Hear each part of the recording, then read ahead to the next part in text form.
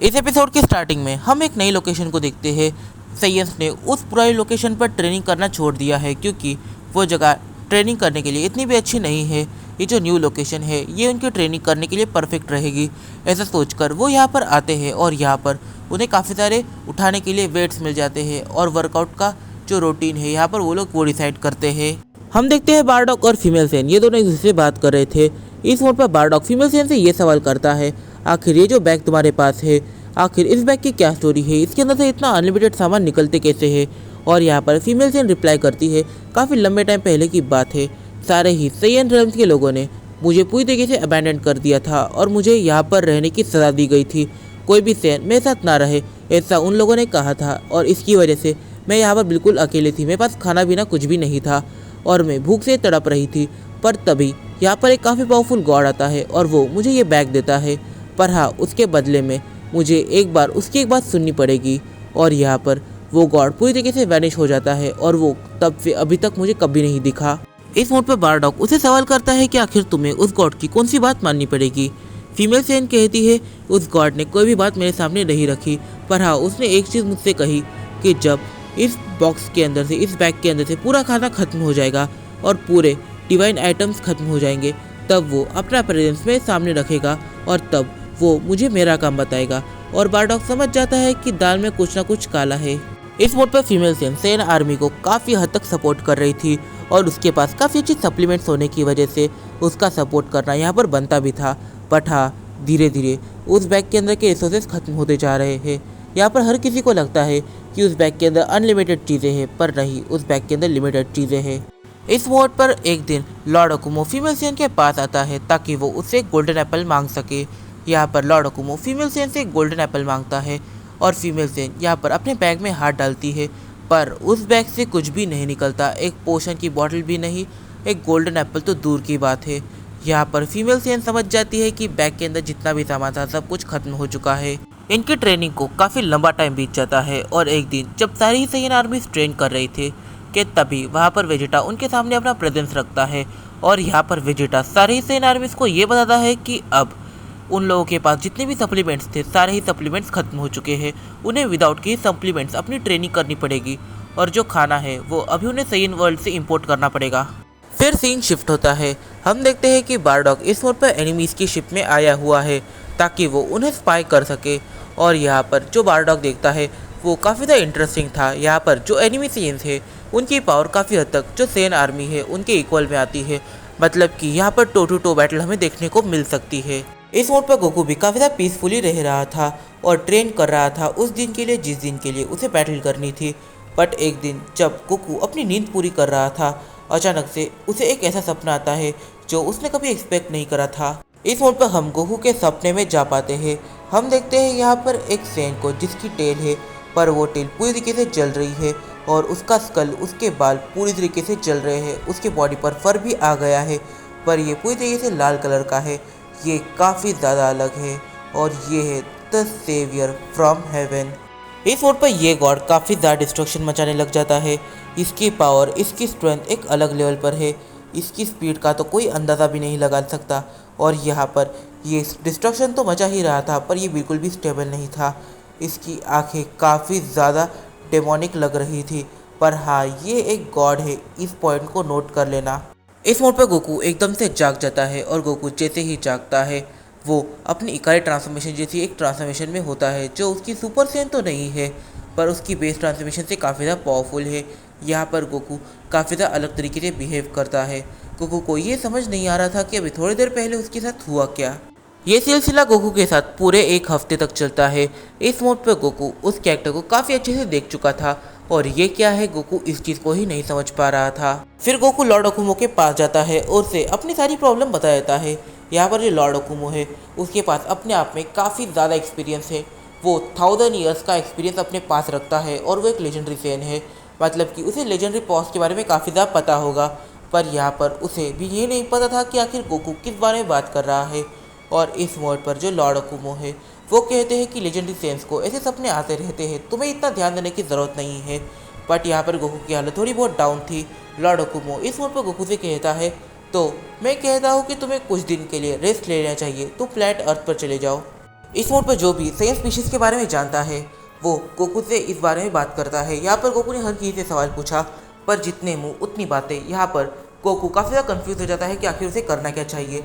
पर हाँ, यहाँ पर वो एक बार फीमेल सेन से भी यह सवाल पूछता है कि जो मुझे सपने आ रहे हैं उसका क्या मतलब हो सकता है। इस मोड पर फीमेल सेन कहती है कि जो सेयंस के सपने होते हैं वो काफ़ी हद तक एक तो उसके पास्ट को दिखाते हैं या फिर उसके फ्यूचर को दिखाते हैं। तो हो सकता है कि तुमने पहले कभी इस कैरेक्टर के साथ जंग लड़ी होगी। गोकू यहाँ पर ना में जवाब देता है। वो कहती हो सकता है तुम फ्यूचर में लड़ो, हो सकता है, मैं ये पूरा कंफर्म नहीं कह सकती। पर हाँ, अगर तुम्हें इस पर कंट्रोल पाना है तो तुम्हें मेडिटेशन करना पड़ेगा। अगर तुम मेडिटेशन करोगे तो तुम पहले से काफ़ी ज़्यादा पावरफुल बन जाओगे और इन चीज़ों पर अपना कंट्रोल पा पाओगे। इस मोड पर हर किसी का आंसर गोकू को कुछ इतना खास नहीं लगता, पर जो फीमेल सेन का आंसर है वो उसे थोड़ा सा खास लगता है और फीमेल सेन जैसा कहती है वो वैसा ही करता है। वो अपने भाई टर्टल्स के साथ एक पीसफुल जगह को ढूंढता है और वहाँ पर जाकर मेडिटेशन करने लग जाता है। और हाँ, जब वो अपने माइंड को पूरी तरीके से स्टेबल कर लेगा तब उसे ये पता चल जाएगा कि ये चल क्या रहा है। और गोकू काफ़ी लंबे टाइम तक मेडिटेशन करता है। और इस मोड पर जब गोकू मेडिटेशन करने लग जाता है तब उसे मेडिटेशन करते करते काफ़ी लंबा टाइम बीत जाता है। और एक मोमेंट ऐसा आता है जब वो जो गॉड होता है उसकी मुलाकात एक बार गोकू से हो जाती है उसके माइंड के अंदर। इस मोड पर गोकू उस गॉड से सवाल करता है, आखिर तुम है कौन। यहाँ पर वो गॉड गोकू को जवाब देता है, तुम और मैं, हम दोनों ही एक है। गोकू को इसका कोई भी मतलब समझ में नहीं आता। इस मोड पर वो गॉड एक्सप्लेन करने लगता है, असल में तुम मेरे री इनकारनेशन हो। इस मोड पर वो गॉड गोकू को चीज़ें एक्सप्लेन करने लग जाता है। वो कहता है कि काफ़ी लंबे टाइम पहले जब मैं एक ट्रू सुप्रीम गॉड हुआ करता था तब मेरी बाकी सुप्रीम गॉड से लड़ाई हो गई थी, क्योंकि जो बाकी सुप्रीम गॉड थे वो पूरी तरीके से इविल बन गए थे और तब मुझे अकेले को उन्हें रोकना था। मैंने उन्हें काफ़ी मेहनत करके रोका और उनका पूरा अस्तित्व मिटा दिया। पर हाँ, उस बैटल के बाद मेरी हालत काफ़ी ज़्यादा डाउन हो गई और मुझे बाकायदा एक पुनर्जन्म लेना पड़ा। और मेरा जो पुनर्जन्म है वो तुम हो और तुम मेरे सामने खड़े हो। मुझे लगा नहीं था कि तुम कभी इतना पावरफुल बन पाओगे और तुम अपने अंदर मुझे जगा सकते हो। और यहाँ पर ये जो गॉड है वो गोकू को चीज़ें काफ़ी हद तक एक्सप्लेन करता है। इस मोड पर वो गॉड गोकू के सामने काफ़ी सारे मिस्ट्रीज को लाकर खड़ा कर देता है, जैसे कि बारडॉक आखिर गोकू इन सब से क्या छुपा रहा है। बारडॉक काफ़ी सारे राज अपने से छुपाए बैठा है। साथ में वो फीमेल सेन, उसके पास वो जो बैग है वो बैग असल में आया कहाँ से, और क्या वो जो गॉड जिसने उसे वो बैग दिया था वो एक इविल गॉड था या एक अच्छा गॉड था। और साथ ही में यहाँ पर वो उसे और एक चीज़ रिवील करता है कि सारे सेन एम्परर्स के अंदर बैटल की हुई थी।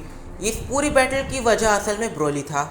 इस मोड पर गोकू को उस गॉड की बात पर पूरा भरोसा नहीं हो रहा था, पर हाँ, जैसे जैसे वो गॉड चीज़ें बताते जा रहा था वैसे वैसे गोकू चीज़ें समझते जा रहा था। इस मोड पर इनकी बातें ना जाने कितने दिनों तक चलने वाली है। फिर सीन शिफ्ट होता है। हम देखते हैं एक सेन बच्चे को जो इस मोड पर सारी सेन आर्मीज की तरह धीरे धीरे करके बढ़ रहा होता है। सारी ही सेन आर्मीज उसकी तरफ देखती है और यहाँ पर वो उन्हें ऐसा लगता है कि ये बच्चा हो ना हो सीन रेल्म का ही एक सेन है जो इस मोड पर यहाँ पर चीज़ें चेक करने आया है।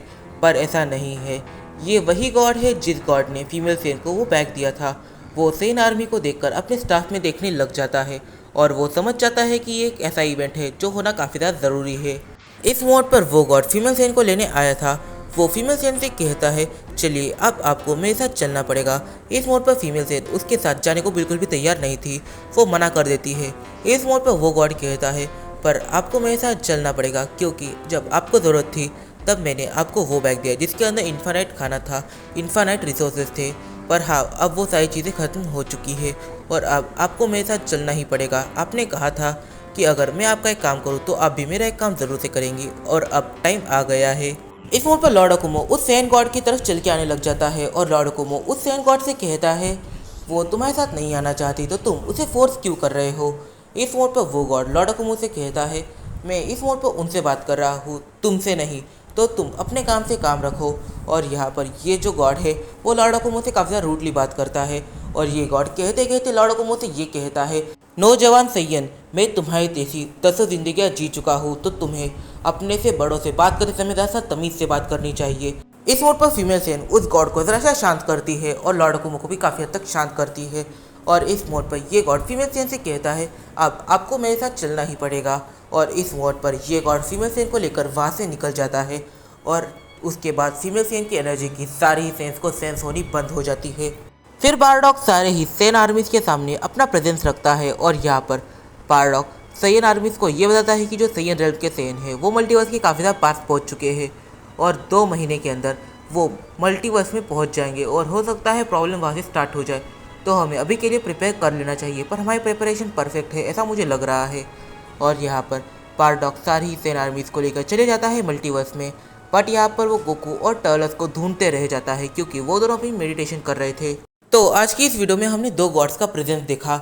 एक गॉड जो गोकू का एक ओल्ड वर्जन है, मतलब कि गोकू उसका री इनकारनेशन है, और एक गॉड ऐसा जो किसी छोटे बच्चे की तरह लग रहा था, पर उसने बात बात में लॉर्ड अकुमो से ये कहा कि वो लॉर्ड अकुमो जैसी 10 ज़िंदगी को जीत चुका है।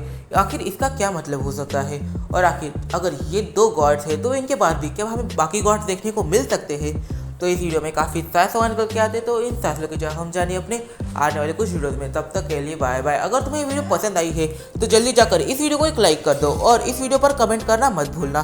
तो मिलते हैं अपने अगली वीडियो पर, और मेरे इंस्टाग्राम पर भी एक अकाउंट है, लिंक डिस्क्रिप्शन में दिया हुआ है। तो मिलते हैं अपने अगली वीडियो में।